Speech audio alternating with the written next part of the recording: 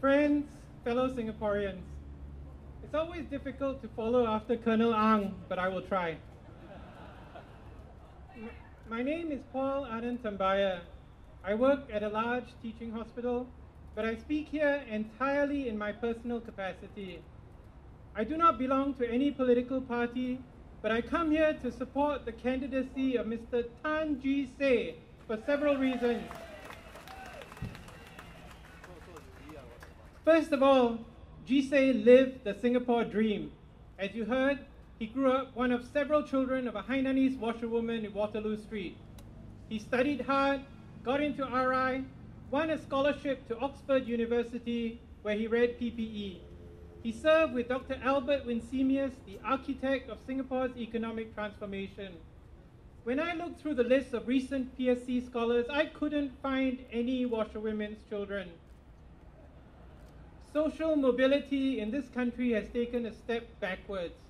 MOE data shows that the proportion of children from 1- and 3-room flats going to university peaked in 1986 and has plateaued since then.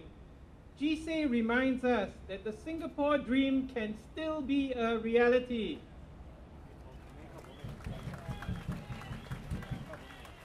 Secondly, Jee Se served at the highest levels of government. He was Prime Minister Goh Chok Tong's principal private secretary, a very high-level appointment. This year, he took the unprecedented step of running in the general election as an opposition candidate. He is thus uniquely positioned to be a unifying president at a time when we perceive the country is deeply divided.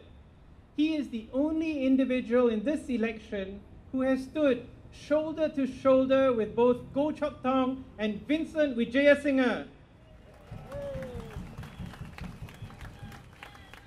How can you be a unifying president when all you have known is different shades of white? We need somebody like Tan Jee Se, who has worked on both sides of the divide to bring healing and unity to our country. Thirdly, Jee Se is highly qualified to be president. This is not my call. It is the call of the Presidential Election Committee, 3 eminent people who decided that Jee Se was qualified under Section 2G4. I don't know the details of Jee Se's business career after he left the civil service, but I do know that he has not been in charge of a company that has lost billions of dollars of taxpayer money.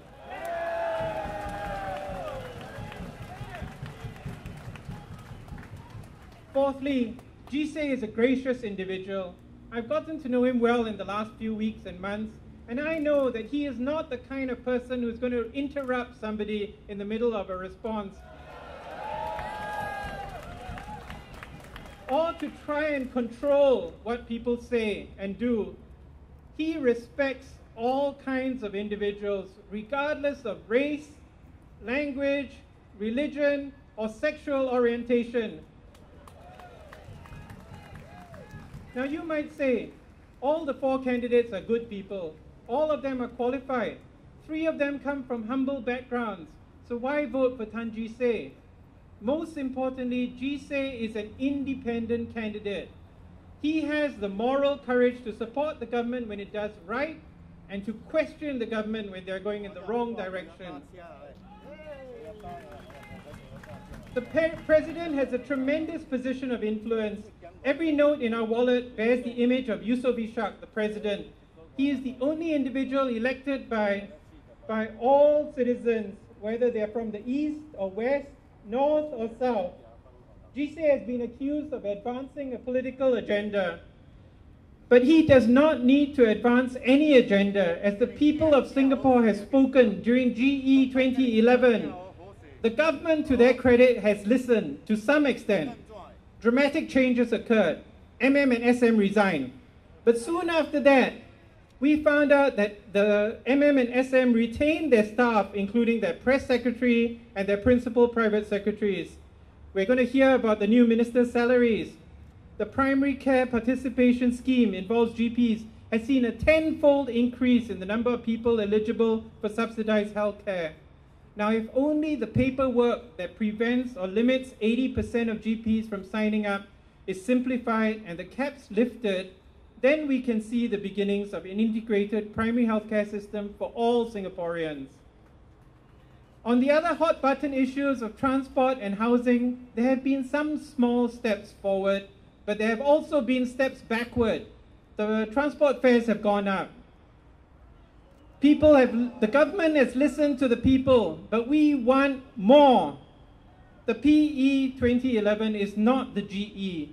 It is not the chance to elect your MP who will run your town council, look after your estate, even if he is banned from attending community functions in your neighborhood. The PE is the chance to elect someone who can work with the government to set the direction for the country. The spectre of gridlock has been raised if the president is too independent, but an even more dangerous spectre is groupthink. Many years ago, there was a sharp and public divide between the leaders who wanted to build the MRT, like the visionary Mr. Ong Teng Cheong and others, or others, like one of the candidates, who felt that it would be foolish to build the MRT at that time.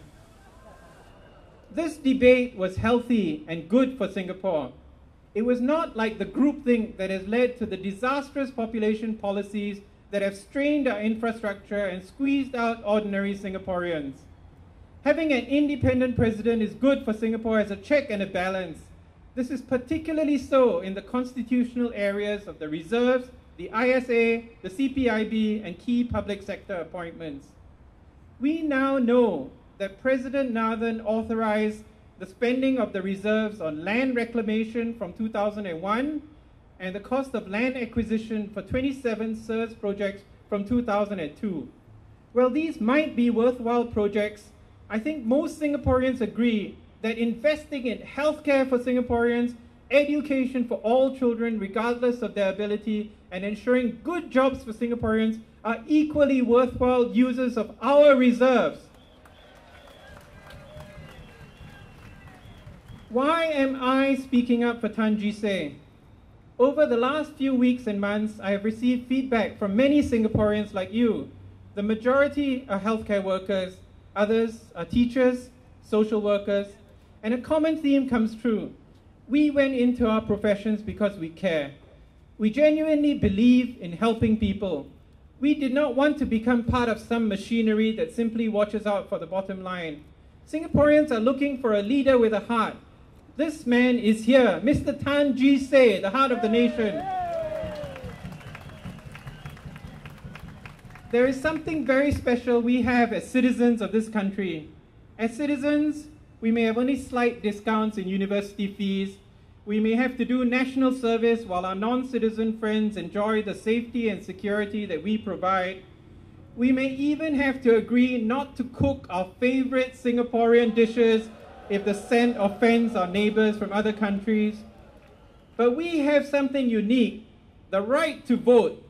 As someone who has not voted for nearly 20 years, I live in Tanjong Pagar and lost the right to vote by 35 seconds during the GE. This is very special for me. If we are concerned about the direction our country is going, if we feel that we need a national leader who can unify the country, someone who can inspire the country, someone with a heart, I say, vote for Tan Jee Se.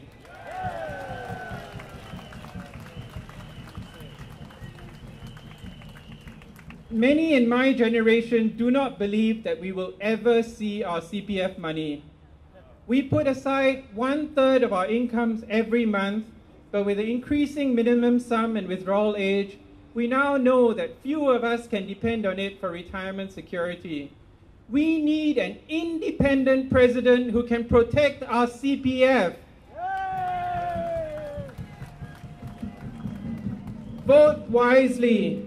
Your vote is secret.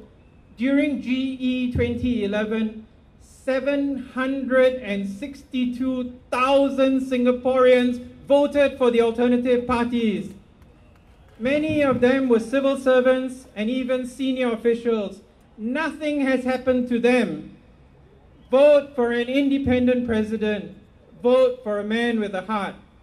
The man who said, although there is a limit to what I can do as president, there is no limit to what I can do as a Singaporean for Singaporeans. I say, vote for Tan Jee Se. Thank you. Thank you very much, Professor Tambyah. Thank you.